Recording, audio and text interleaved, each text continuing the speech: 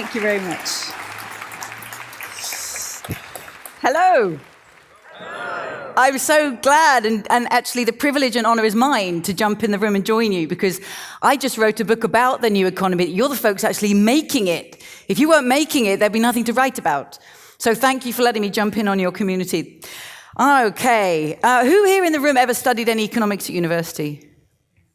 Okay, so I'm going to guess by the very fact that you find yourself in this room that you, like me, were pretty frustrated with some of the things you were taught. I'll tell you why I'm here. This is me in 1989, going off to university with my first economics textbook. I was so excited because, having grown up as a teenager of the 1980s, I'd seen a famine in Ethiopia, a hole in the ozone layer. I heard about the greenhouse effect on the TV news, and I wanted to help change the world. And I thought, if I learn economics, I'll have the tools to make that difference. But after 4 years of study, I was so frustrated because the issues I cared most about, like social justice and environmental integrity, were at the margins of the theories I was being taught. So I stopped studying economics and I immersed myself in the real-world economy. I spent 3 years working in the villages of Zanzibar with barefoot entrepreneurs. This woman was making soap in a cooperative. With the money they raised, they built a school for their kids. I spent 4 years working at the United Nations Development Programme as part of the team that was reframing from economic development to human development.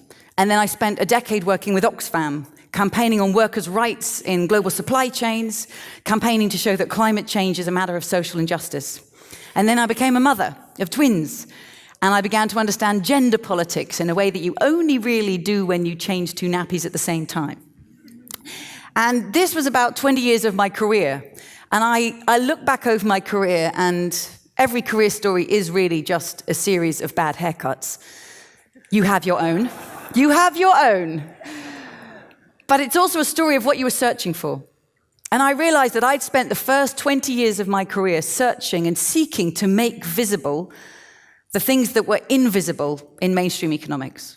The unpaid caring work of women, exploitation at the end of global supply chains, the impacts of climate change. And I thought, I don't want to spend the rest of my career doing this, from the margins trying to make it visible to the mainstream. I want to be part of the movement that rewrites economics and puts it at the center of what the economy is and is for. So I left my job at Oxfam. I teach now at the Environmental Change Institute in Oxford, but I immersed myself in all the theory I had never been taught: ecological economics and feminist economics, complexity, institutional, behavioral economics. And I tried to bring them together to create a new meaning and a new kind of economy that actually starts with these ideas. So let me give you the health warning: don't eat too many donuts. We know they're not good for us. This is the only one that actually turns out to be any good for us. And I offer it as a compass for human prosperity in the 21st century. So imagine humanity's use of resources radiating out from the center of that hole, so that the hole in the middle of the donut is a place where people are left falling short on the essentials of life, without the food and water and healthcare and education and political voice and housing and access to energy that every human being has a claim to. I crowdsourced these 12 social dimensions from the SDGs. I'm delighted I'm in a building called SDG House. I've never been in an SDG house before, so the donut is very at home here. So we want to get everybody out of the hole, over the social foundation, into that green ring of the donut itself. But, and this is the big 21st century realization, we cannot overshoot the outer ring, the ecological ceiling, because there we begin to put so much pressure on this extraordinary, delicately balanced, living and unique planet that we begin to kick her out of balance, causing climate breakdown, acidifying the oceans, create a hole in the ozone layer, catastrophic levels of biodiversity loss. And these around the outside, these are the 9 planetary boundaries that Earth system scientists recognized around a decade ago as the critical life-supporting systems that keep Earth in the home sweet home state she's been in for the last 11,000 years, the home in which humanity has flourished and thrived. So put those two together, and the aim is to meet the needs of all people within the means of the planet. And suddenly the sense of progress shifts from what we've always heard as progress as this ever-rising line of growth, to progress being about balance. If this is the compass, though, where are we now? Well, it's not an easy picture to look at because all of that red shows you the extent to which people are falling short on life's essentials. On food, for example, 11% of people don't have enough food to eat every day. So that little red wedge goes 11% of the way to the center of the circle, and we want to push it back until it disappears. Next to it, water. 9% of people don't have access to clean water. 1 person in 3 worldwide doesn't have access to what we call a toilet. But you can see on every one of these dimensions, there are people falling short in countries rich and poor, and we need to eliminate all that red, the human shortfall. But at the same time, we've already overshot at least 4 of these planetary boundaries. On climate change, the ceiling is set at 350 parts per million. It's the 350.org of Bill McKibben's campaign. We've already overshot 410. But we're also over on fertilizer use, on biodiversity loss, on land conversion, and we don't know where we are globally on chemical pollution and air pollution. So this is a snapshot of the state of humanity and our planetary home in these early days of the 21st century. This is our selfie, and we're the first generation to see it. None of last century's economists saw this. So why would we imagine that their theories were equipped to take its challenges on? None of last century's politicians saw it. Why would we think the policies and manifestos that they have always come up with would be fit for this? And of course, none of last century's business leaders saw this. Why would we imagine that the business models by which the 20th century made money were in any way the right kind of models to turn this story around? We need new theories, new policies, and new business models of our own, because this is our challenge for our times. I have shown the Doughnut diagram to many companies over the last 5 years, from 3-person social enterprise startups to 10,000 employee Fortune 500 companies. And I've had a series of fascinating conversations. And what really fascinates me is how very different companies respond when I show them the state of humanity, that collective selfie. And it's something that I call the corporate to-do list. What is a company going to do when it sees the challenge that we face? And on this corporate to-do list, and here's a range of companies who I know I've either worked with myself, like Unilever and Houdini, or others who've contacted me and said, we're using your diagram in our meetings, looking at our own supply chains, asking ourselves, how do we put pressure on the planet and humanity? So companies are using it, but what are they going to do as a result of this new picture? I call this the corporate to-do list, and there are 5 things, 5 steps and different places that companies are. Well, the first response is the oldest. Do nothing. This is a very sorry picture, but as Milton Friedman said, the business of business is business, and everything we're doing is nearly legal, so we'll just keep going until the fines become more expensive than compliance. We know there's no room for that. And we've got to move beyond that. So the first step up is to do what pays. If we'll save money by cutting carbon emissions in our supply chains, well, let's cut carbon emissions in our supply chains. And if we'll get a niche consumer market by getting a green stamp on our brand, let's do that. It's moving in the right direction towards social and ecological value, but it's so incremental and it's still driven by a very narrow business mindset that's shaped by today's financial value. We will never get to where we need to get to if we only take that incremental step. So the third response on the corporate to-do list is more ambitious. We'll do what pays. And we hear this, we'll do our fair share. And we hear this in many companies say, our nation has set an ambition of cutting carbon emissions by 30% in the next 20 years. So we'll cut our carbon emissions by 30% in the next 20 years. We'll do our fair share. And the trouble with the fair shareism, even though it's more ambitious because it's starting to respond to the science, the trouble with it is a problem that anybody knows who's ever been to a restaurant with friends and everyone's chipped in their fair share and you're the one left holding the plate at the end of the evening when the waiter turns up. As we know, it very rarely adds up. And I think that's what we've been caught in the climate change negotiations for over 25 years.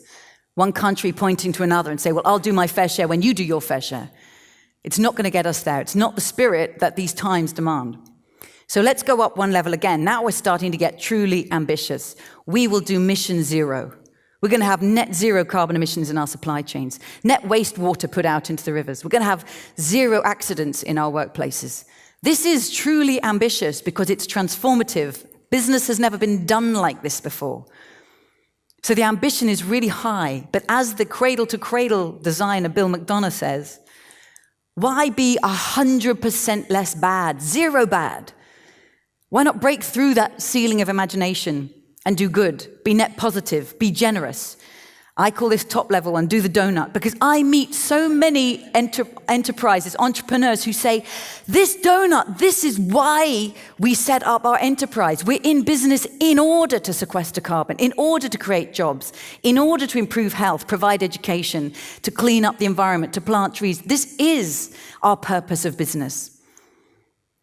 Let me give you what I think are two of the fundamental design traits behind businesses that are aiming to do the donut, to bring humanity into that space. Two design principles I see again and again are enterprises that aim to be distributive and regenerative by design. So here, through the middle of this diagram, is the degenerative, linear 20th century economy, where we take Earth's materials, we make them into stuff we want, use them for a while and throw them away. And that take, make, use, lose cuts against the cycles of the living world and pushes us over planetary boundaries. So we need to bend those arrows around and create a circular or cyclical or cradle-to-cradle economy where resources aren't used up, they're used again and again, where there's no such thing as waste. It's just a resource in the wrong place.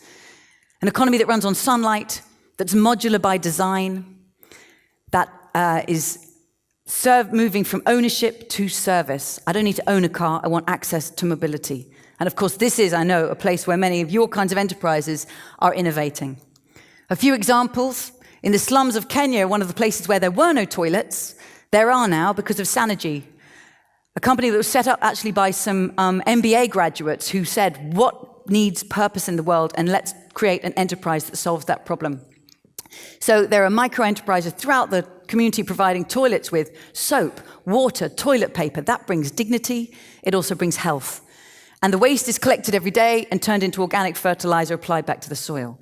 So in the circular economy, it's closing the loop of nutrient use, but it's also, of course, creating jobs and employment and health throughout the community. Here is a car company called Open Motors. If you buy one of their cars, it arrives like that, like a wardrobe from IKEA.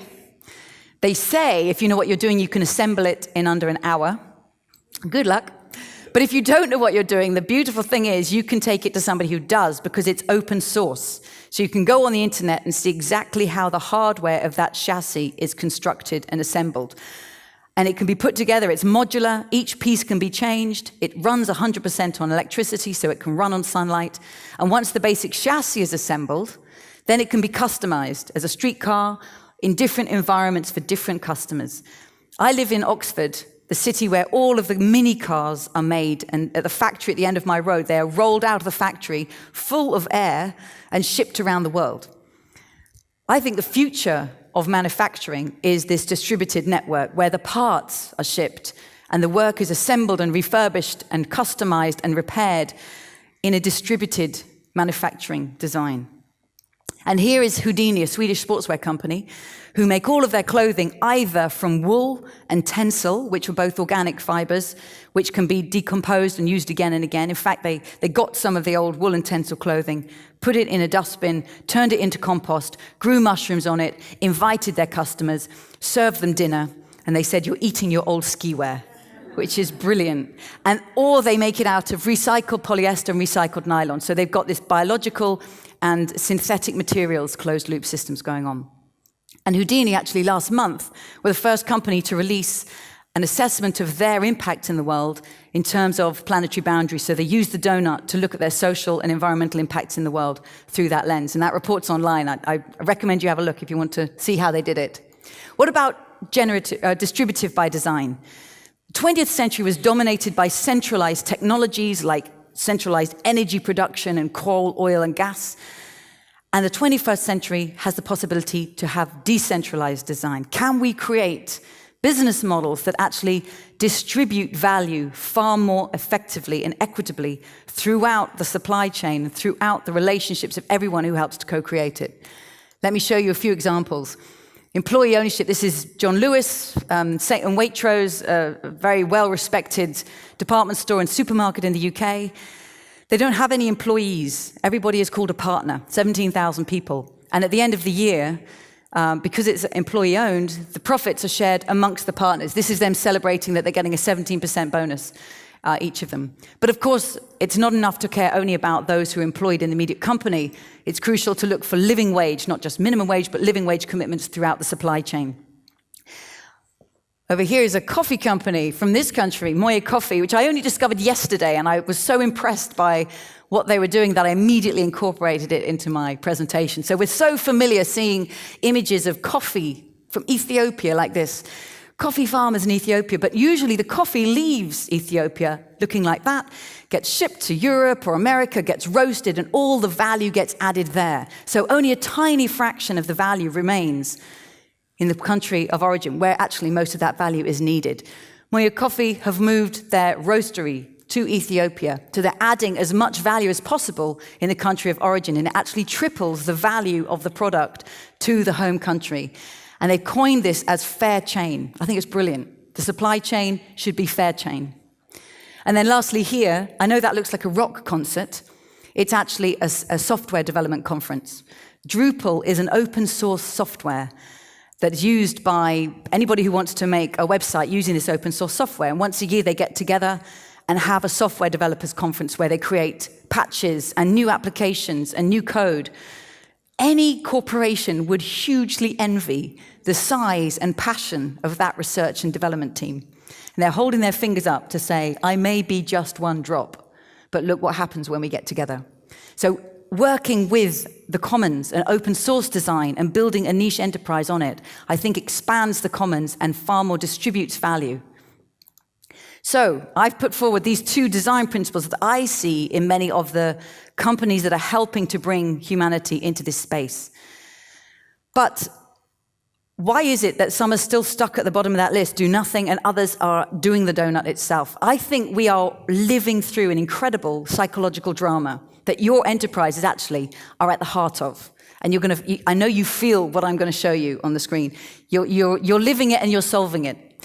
Because I think we're moving from an era of extractive enterprise. The 20th century was driven by an extractive mindset that asked one overriding question when you listen to the 20th century business mindset.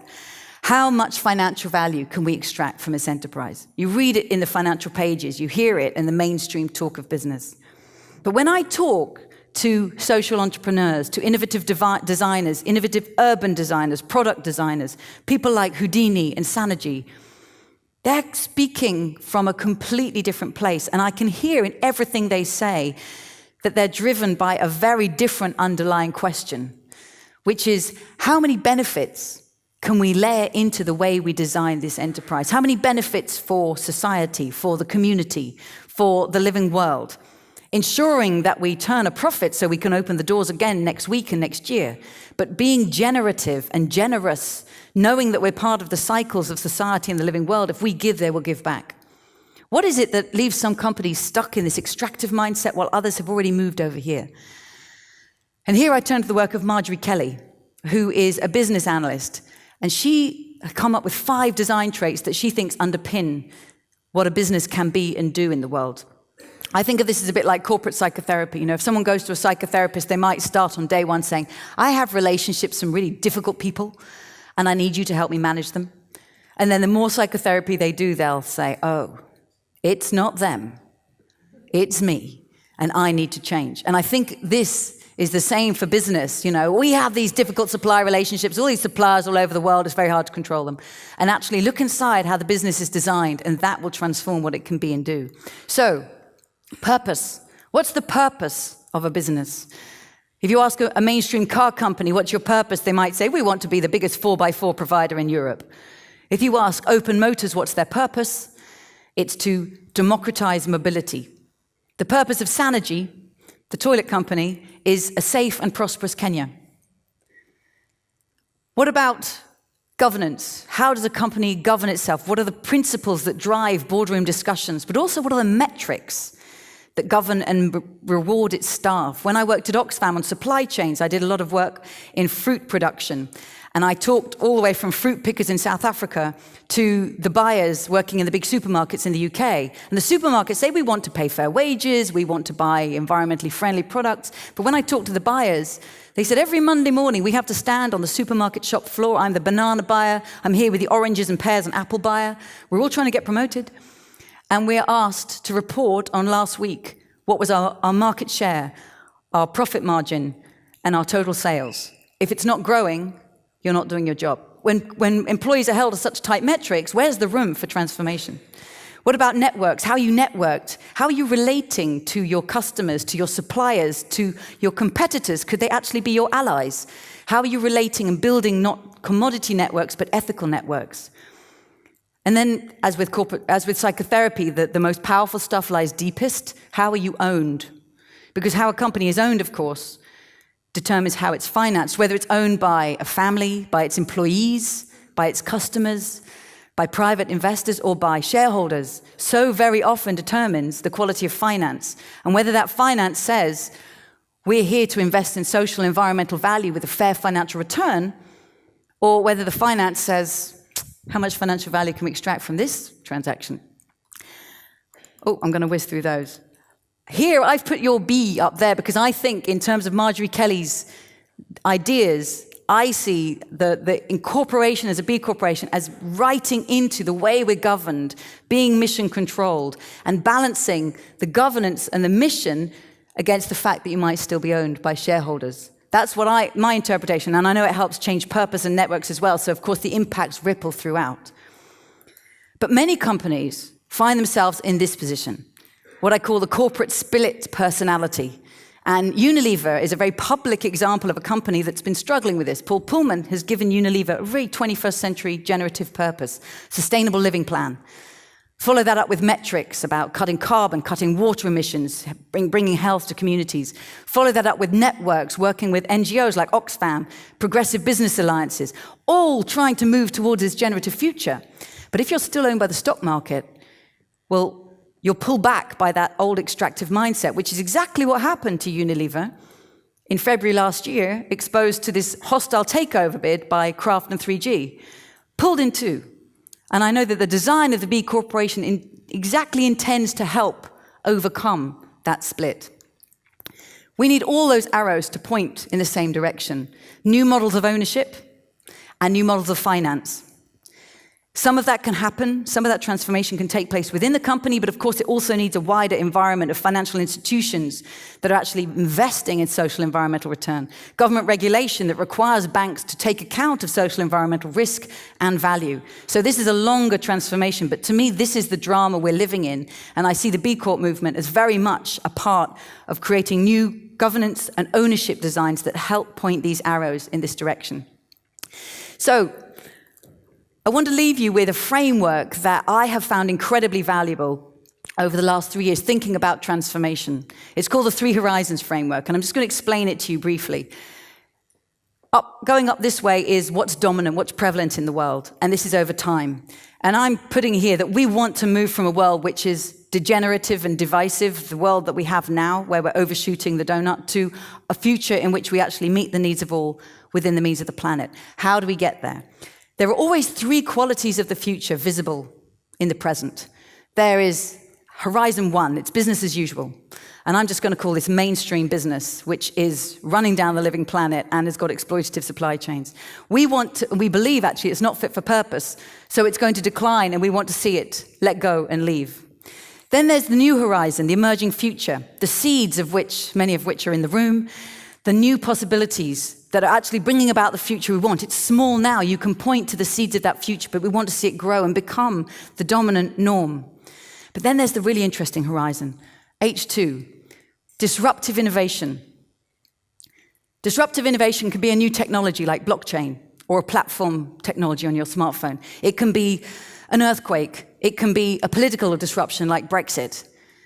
Disruption plays into this space between the old world continuing itself and the new world coming through. And I see B Corp as a disruptive business model. So you are part of creating that disruption. Then you have to ask, how do we make sure that that disruption plays into bringing about the future we want? because there are many forces trying to survive here. There's one risk, that the old form of business captures disruption and uses that disruptive force to extend its life, to keep going. And when it captures disruption, the new never manages to come through. A very different way things can emerge is that disruption precisely helps bring through the new economy that we want to see. What is it that determines those different futures? So let me just put this back up for you. What is the emerging future, and how do we help it arrive well? What is the old world, and how do we help it let go and leave? And what's been disruptive? And how do we make sure that that disruptive force, whether it's a technology or a new form of business, that disruptive force actually helps bring about the future we want and doesn't get captured by the old way of doing business that very much wants to find anything it can to extend its life? I don't know the answer to this. And I'm really just offering this to you as a community, because I think, and I know that the donut diagram itself is a disruptive image. And I have to take responsibility of thinking, who do I collaborate with? Who do I let use it? How do I make sure that this image and this new conceptualization of human well-being helps bring through the new economy that I want to see and doesn't actually get captured by the old economy that wants to extend its life and is looking for any nice idea that will help it keep going? So I just offer that to you as an open question. As a B Corp movement, how can you take responsibility and think of the criteria about who you engage with, who are your allies, who you let by you, to make sure that this amazing disruptive possibility really does bring through the new economy and doesn't find itself getting captured by the old, which would so love to capture you, so love to. How can those design traits of purpose, governance, networks, ownership, and finance help keep that disruption in the future? As I say, I don't know any of the answers to this. I just know it's a good question. And I hope you enjoy discussing it. So let me wrap up. I offer you a donut table to have all of your business meetings around. And companies that sit around the donut table have moved from doing nothing all the way up to doing the donut. I think that the characteristics that determine this are whether they're in the extractive or generative mindset. And this sits deep in the heart of an enterprise, how you're designed. Those deep design traits of purpose, governance, networks, ownership, and finance. What can you do to turn those arrows internally in the right way?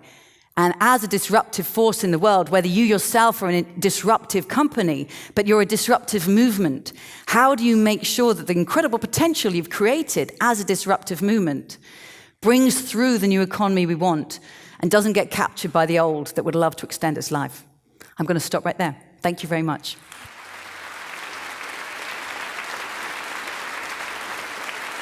Thank you, Kate.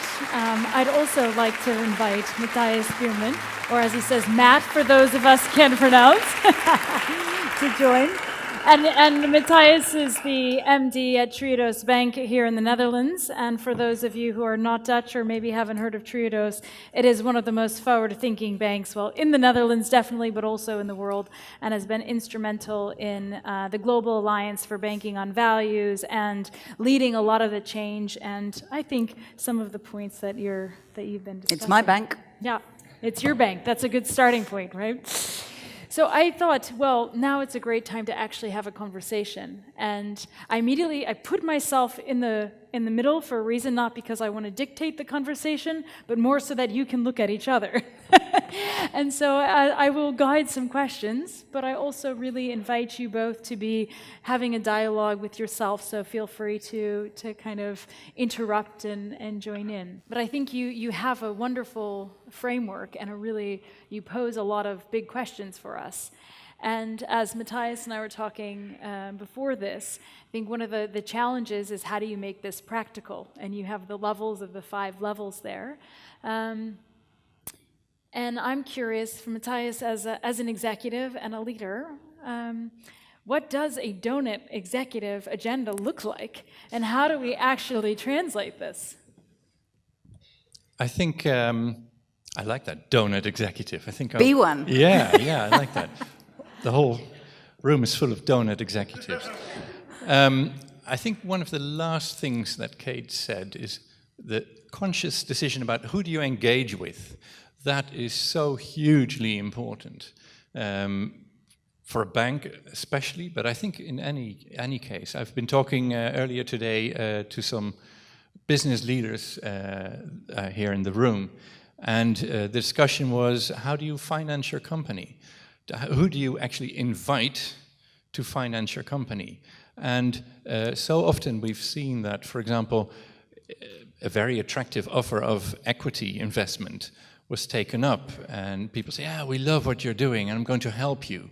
But then comes in almost a force into your company. So you have to really think about what is the real motivation behind that offer. Yes. Is it extractive or regenerative? So I think Kate gave the key to the answer. Yeah, and for you, how do you know that question? I mean, that question of who do you partner with, and you partner a lot.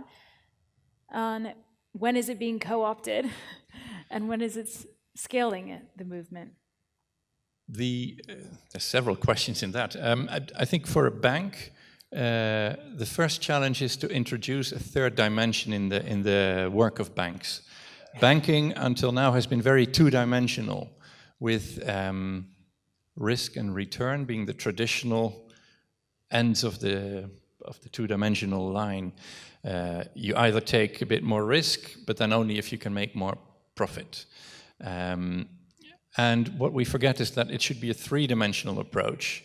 I mean, yours is circular, which is also a wonderful picture, but a three-dimensional banker's approach includes a third element, which is called impact, or social return, or joy. Joy, you said. Risk, return, and joy. Why not? Risk, return, and joy. Okay, yeah, that's good. Risk, return, and joy. I'll see if it works. The new model. So if we as bankers take a decision on behalf of our depositors or savers, we have to think of each of those. I mean, will it also really bring joy, this investment? I like it. So far it works. And that it's all right to take a bit more risk if the return is enough, but there's a lot of joy potential. So again, who do you engage with? I think we need a new generation of bankers to pull through this whole challenge that Kate and many other brilliant speakers are putting in front of us. Yeah. So speaking of the new generation, I know Matthijs always says we need new bankers, right? We need a new model for bankers, and I think you mentioned it as well as what is this, that we need people to think differently from the different mindsets, the extractive to the generative. So if we were to create a new MBA based on the Doughnut that maybe helps develop our employees or also the next generation, what would you include in it? Well, actually, I've been asked to teach on several MBAs. One business school in Lausanne, they contacted me and they said, we know that teaching our students economics damages them, so we don't want to do that anymore. So can you come and help give the first course? So I would start with the Doughnut. I think every course in economics and business should start with purpose. What is the purpose of business? What are we here for? And I offer the Doughnut as a starting point. And if anybody wants to disagree, that's even better, because now we can have a conversation and talk about the different purposes. But if you don't know what you're doing, what the purpose is, you have no idea whether you're making progress and succeeding. So start with purpose. Start with recognizing the economy is embedded in the living world and dependent upon it. Start by recognizing that the economy actually is not just the market.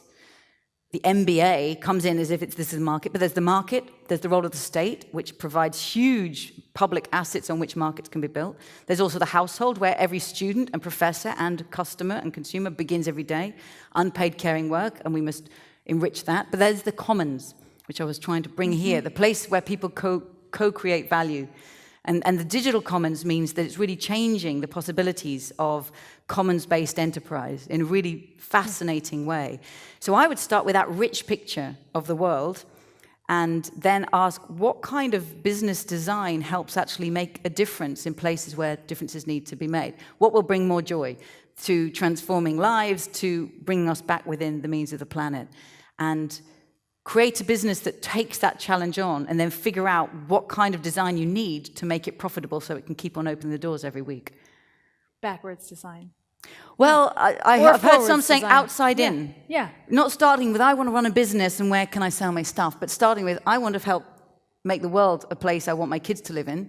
What needs fixing start with the outside, and then come to, right, how could I set up an enterprise that actually starts to do that? That's exactly where Sanergy came from. MBA students looking at a problem in the world, saying, what kind of enterprise design would actually make a difference to that?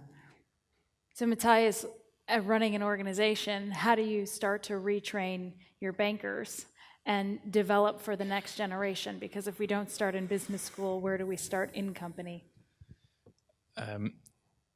First of all, most people that come to work for Triodos Bank have first worked for other banks. So the word retraining is actually quite accurate that you're using. And we spend a lot of time doing that, several sessions and introduction rounds, etc. But we start at the beginning. Article 2 of our memorandum and articles of association says, Part 1, we are a bank. Part 2, we exercise our banking profession from the conviction that people should be free to develop themselves. People have equal rights. And thirdly, people have responsibility for the consequences of their economic choices for other people and the earth. So that's actually liberté, égalité, and fraternité in the Articles of Association. So that's where it begins. The purpose should be very clearly in the governance. Secondly, the ownership, it's not for now, but the ownership of structure of Triodos Bank protects it against being taken over by forces that would like to exploit more. And if you're talking about how do you train your people, what do you think you need to do more of than you're doing today in order to really make it into this top level of Doughnut? Yeah. Even more than we do today, we should really spend time, have joy together, and think about what does this world look like. Because whenever we do that, it brings new energy into the team. And to be completely honest with you, bankers are spending, unfortunately, today too much time on dealing with regulation and trying to keep the banking license and fitting in with all the models that the supervisors force us, and we could do with more of that. Even in Triodos Bank, where we spend every Monday morning, the first 3/4 of an hour, with a sort of purpose session with all the co-workers, and even still, I think we should spend more time on that. I think that dream of how do we get back to a dream is what I hear, or getting into a bigger picture, which is also what you've been saying, is how do we zoom back out. And I think one thing that's interesting for Triodos is you obviously have the Global Alliance for Banking on Values and are connecting there, and we talk about the importance of partnerships, but not everyone is at that level yet. So yes, we have to be careful, but how else do we start dreaming with people that aren't at the same level as us? Throw a better party. Just keep being the more compelling, irresistible, obvious future that needs to be created, and let them wake up and want to join the party. To me, I mean, that's my strategy, right? I love this quote from Buckminster Fuller. He said, "You never change things by fighting the existing reality. To change something, build a new model that makes the existing model obsolete." To me, that's exactly what B Corp is doing. That's right. We're not going to fight old business. We're going to make a new thing over here. We're going to change the way it's incorporated.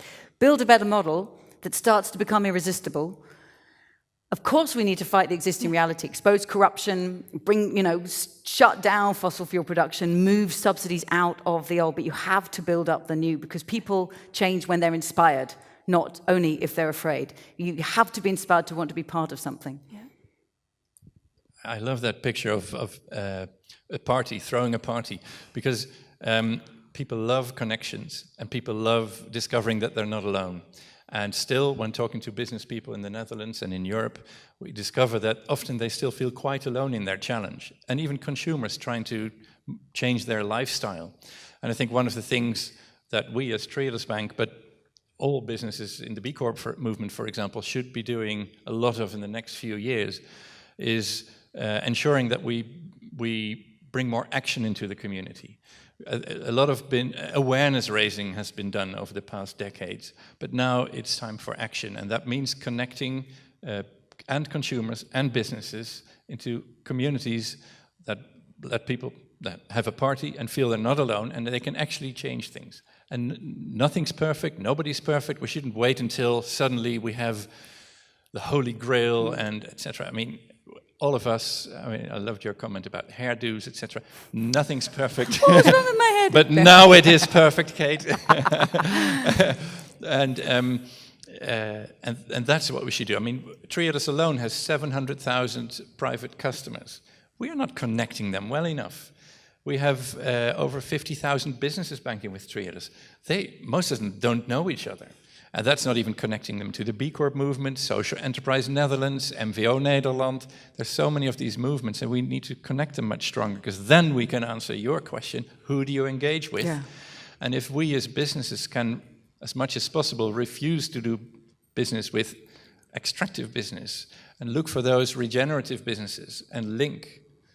We started a new experiment last year in the Netherlands called United Economy, where regenerative businesses together join forces, and we've created our own currency called the United, and we do as much as possible business with each other, not paying in euros anymore, but paying in this new circular currency called the United, which has a characteristic that it can only be spent in that circle of businesses. Is this here in the Netherlands? It's here in the Netherlands. That's fascinating. So the coffee we drink in the office is paid in Uniteds to Peze Coffee, a very good coffee company in the Netherlands. I think they pay their ICT provider in Uniteds, which leases cars from Kyoto Lease, an electric car lease company, which is a customer of Triodos Bank. So we circulate our spending power, ensuring that it cannot leak away into the exploitative economy, and it stays within the two circles of the donut. To me, that's a brilliant example of building networks, right? How do you create a network of people who share your values? That's going straight into my next presentation. Thank you. Right there, we got a deal already. Yeah, that's a good start from earlier today. But I think where would you challenge Triodos and banks like Triodos? You're kind of as an outsider and you see your model and maybe know what's happening. If you could have my job for a year. What would you do? Oh, that's different from challenging. Okay. Whichever question you want. Okay. I think, well, everything that I hear you saying about it is impressive. That's why, as soon as Triodos said we're opening current accounts in the UK, I applied. It took a bit of a long time to open the account. I know. That would have been good if it had happened a bit faster.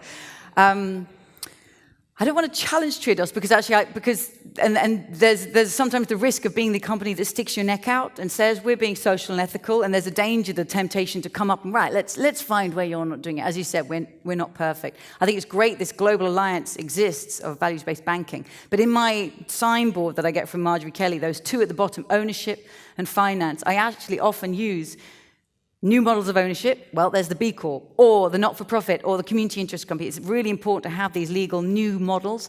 And finance, there's banks like Triodos that are there with the kind of finance we need. So it's incredibly important to me that you exist. And of course, we just need to be expanded and to become the norm rather than the minor exception. I don't know. So I know that there's a lot of companies, whether they're B Corps or small social startups, that hit that critical expansion phase. And it's that moment when they do go to the guys saying, hey, we'll give you some equity, wow. And suddenly some completely different values have come in.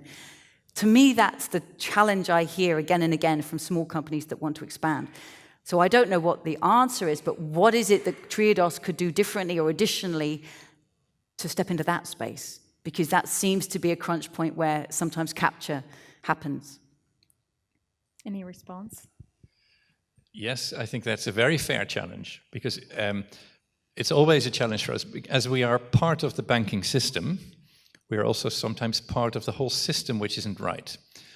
The founders of Triodos Bank 38 years ago very deliberately chose to be part of the banking system, to finance change, but also to change finance from within. Mm-hmm. And that often requires compromising a bit for that bigger purpose of showing that it's possible to be a profitable bank and do it very differently. But I think that the challenge is really fair, because sometimes we are limited by the instruments we have as being part of this system, being regulated in the way we are. So at this very moment, we are devising a new strategy for Triodos Bank, and this is one of the questions we're looking at. What other instruments that maybe we, as a licensed bank, cannot offer, can we link entrepreneurs with in a sort of joint offering by Triodos and other partners, so that businesses which aren't quite ready for bank finance, but need maybe first donations, or maybe need seed capital or more risk capital, can still be helped by the movement around Triodos, not especially by Triodos itself.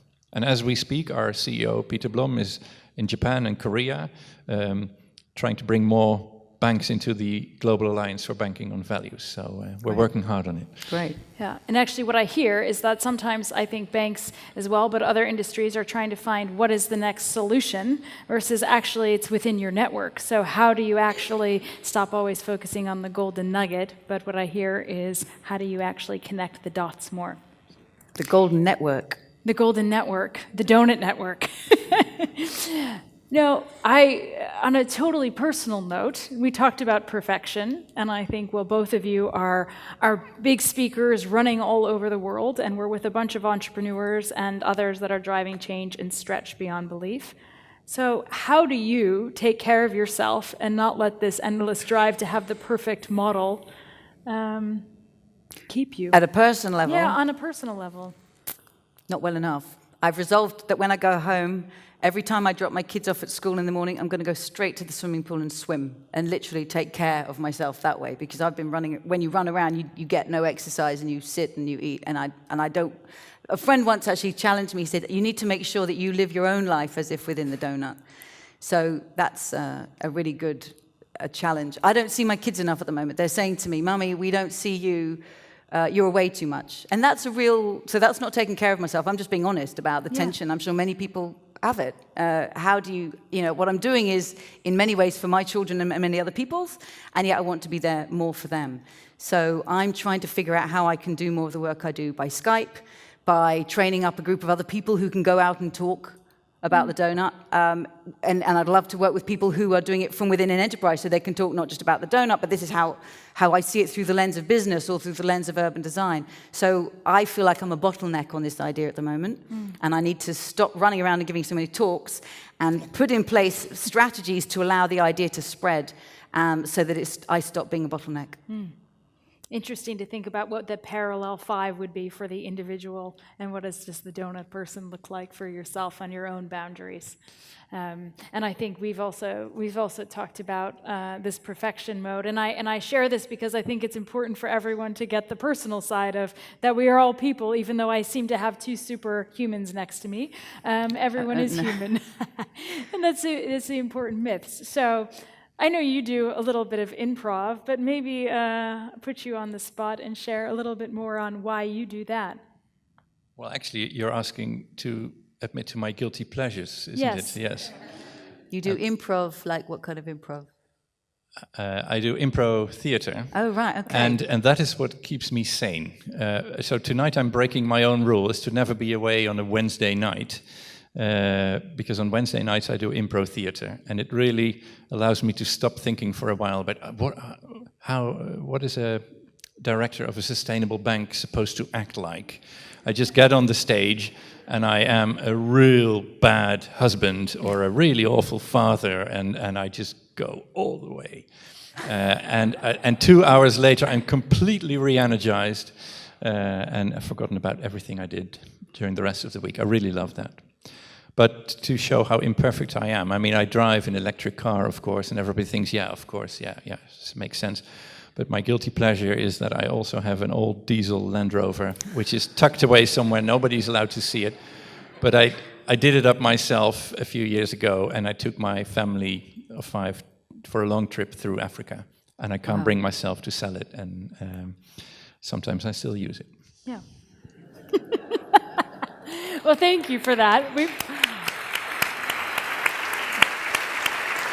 I think we all feel like that we are all on a journey, and that's maybe also why I share that, is because we're going to different levels. And one of my biggest takeaways from this conversation is you both obviously respect each other well a lot, right? And know that we're on this journey. And what can we do? And it sounds like that actually it's in this room or it's in our communities already. And sometimes it's about throwing the party that attracts people versus always choosing the hardest way forward. So who do we want to invite to the party? And what can we make happen with the right people? So yeah, there's a summary and maybe leading us into the evening. But thank you very much to both of you for being here today. Thank you. Thank you. Yeah. Thank you. Thank you very much.